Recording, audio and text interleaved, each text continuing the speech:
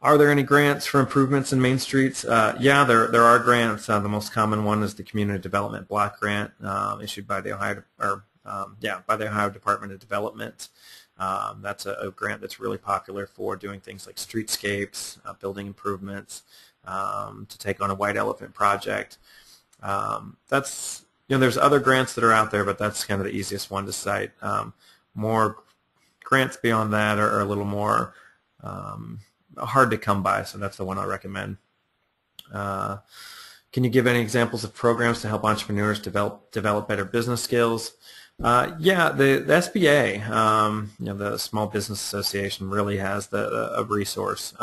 That's who has all the resources for that. But we've got a training coming up in March, in Defiance, March 9th, called Engaging Your Retailers. And really the idea behind that is, how can you take the work you're already doing in Main Street and really get the retailers to benefit from it, kind of helping hone their business skills.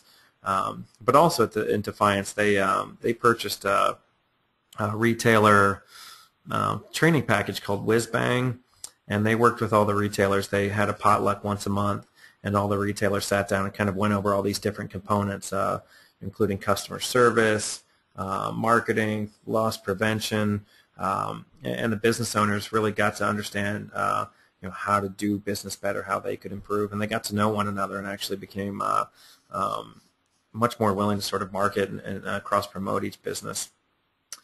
Examples of internal marketing strategies when owners, cities, / users are so negative about the downtown. I know an example of one community where the board of directors of the organization said no negativity, zero. And not in any board meeting anymore will we speak negatively. That's an extreme, but I think another strategy is just to try to steer the message as much as possible. Press release everything that's good, create a newsletter, create a blog. You can't always quiet the detractors, but if there's a competing voice out there that's talking about all the good things, that's as good a strategy as any to try to create a perception that good things are happening. So yeah, the blogs, the websites, press releases, just always let everyone know all the good information that's happening, and maybe you can kind of turn the tide and get people to believe that not everything is bad. Let's see, what are some ideas for showing value for membership and for membership drives? When it comes to Main Street, I'm not as big on the kind of value for membership. I think it's less about what's the dollar for dollar benefit of what you get with your membership. I think that's the Chamber of Commerce's purview. That I think with Main Street, it's much more important to talk about membership in terms of it's the right thing to do, that you're a mission-driven organization, and by being a member, you're helping this organization create a healthy downtown, a healthy community. You're restoring property values. You're creating a great quality of life. It's not always just going to be, well, you get health insurance with our membership and a nice sticker. I really think move it more towards this is mission-driven. And I think it was Defiance again, where they changed the name from member to supporter, that made that difference. As a member, you expect something. As a supporter, you're doing something, you're giving something, you support their efforts, and you're not looking for some sort of trinket in return. So I like the supporter idea.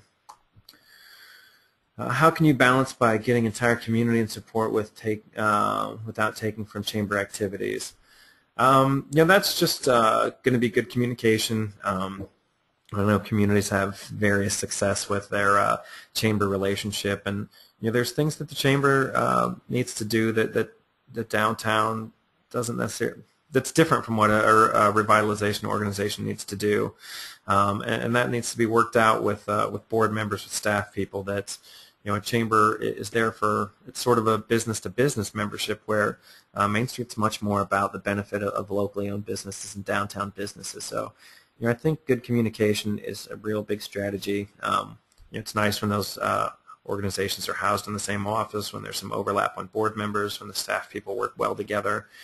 The issues always come up. It's like, well, there's a limited supply of money and volunteers and membership, and to add a new level or a new entity into town is really going to usurp that. But that's not what we've seen in real life. That isn't what's happened. That there's enough people that are interested in all these things. There's plenty of volunteers to go around. There tends to be more money than people realize. That people that want to contribute to one particular type of work or project than another. So. Good communication goes a long way, but again, I think that we've always seen that there's enough to go around as long as the roles are very laid out, that there's not too much overlap. That tends to eradicate some of those issues. Looks like that is all the questions.